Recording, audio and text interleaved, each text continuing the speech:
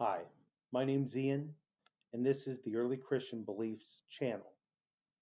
I'm going to be beginning a series of videos reviewing the book Modern Questions in the Light of Vatican II, specifically its chapter on Theistic Evolution. The reason I think it's important to do this is many of the false statements in this 1968 book are still held today by people who are making great sacrifices to try to live the traditional Catholic faith. And they believe that many of the assertions in this book about theistic evolution are true traditional Catholic beliefs. So I'm doing this video to debunk some of the false claims of theistic evolution. The author of this book is Msgr Rudolph Bandas. And this video is in no way intended to be an attack on Monsignor Bandas's personal character or a judgment of his soul. I'm simply addressing the errors in this book that has his name on the book. A little bit about Monsignor Bandas. He was a theologian and a pioneer in the U.S. catechetical movement. He was born in Silver Lake, Minnesota on April 18th, 1896. After seminary studies at St. Paul's Seminary, he was ordained to the priesthood in 1921 and entered the University of Louvain. Father Bandas spent most of his priestly life as a professor of dogmatic theology. He was a longtime columnist for The Wanderer. Monsignor Bandas attended every session of the Second Vatican Council as a peritus, and excuse me if I didn't pronounce that correctly, but a peritus, if you don't know, is an expert in theology or canon law who advises and assists the hierarchy. He was a member of two commissions during the Second Vatican Council, one on dogma and the other one on seminaries. He spent the final decade of his life as the pastor of St. Agnes Church in St. Paul, Minnesota. He died on June 26, 1969. The chapter on theistic evolution begins with the following quote from Antipope Paul VI, the same pope who was the first to appear with the fake Sister Lucia and the one who formally promulgated the Novus Ordo Missae.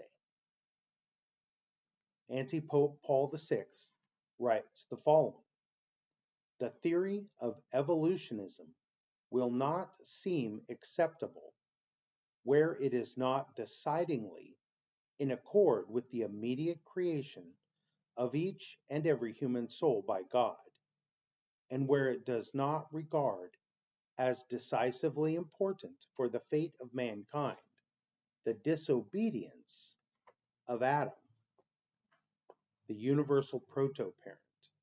And that's from his July 11th, 1966 discourse on original sin. So the way he states it here, it almost sounds like he's saying that the theory of evolution will not seem acceptable where it's not decidedly in accord with the immediate creation of each human soul or the disobedience of Adam. So in other words, if you can work the immediate creation of each soul into the teaching and the importance of the fall, that somehow it would seem to be acceptable from a Catholic perspective.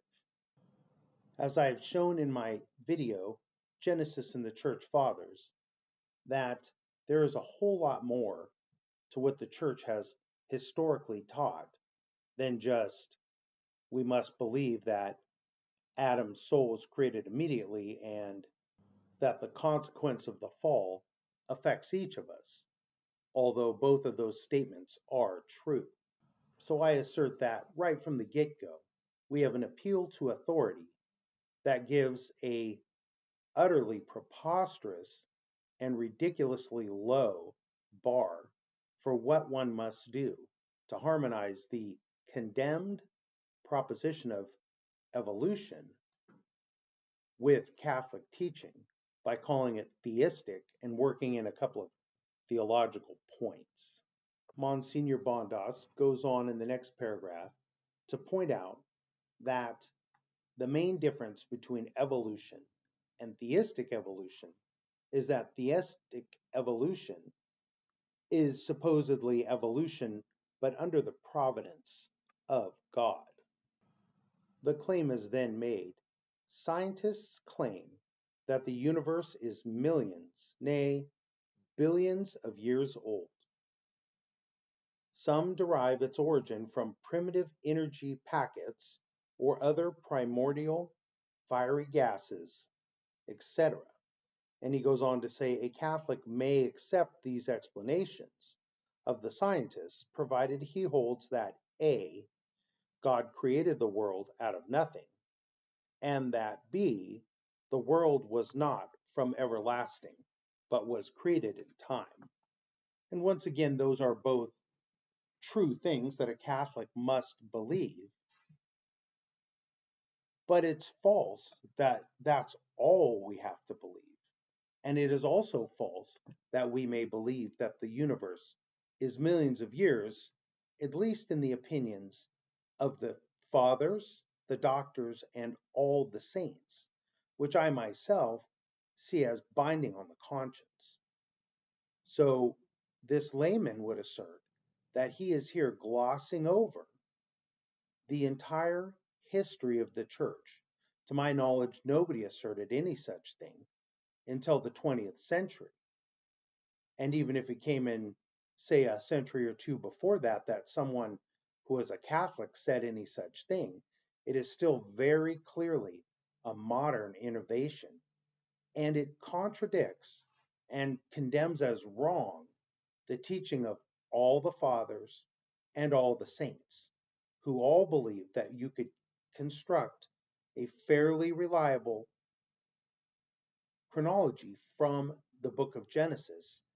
And the earliest fathers, who got the faith directly from the apostles, all believed that Christ was born during the 6th millennia after creation, so that the world was approximately 5,500 years old at the time of the birth of Christ.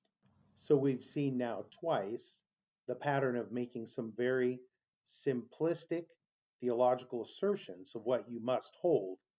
And then from there, it's basically science fiction fantasy hour, and you could accept whatever the winds of secular philosophy are demanding the world to believe, as long as you hold to a couple of theological points here and there, and then blame the whole mess on God. I would urge you to reject this and look to what the fathers have taught.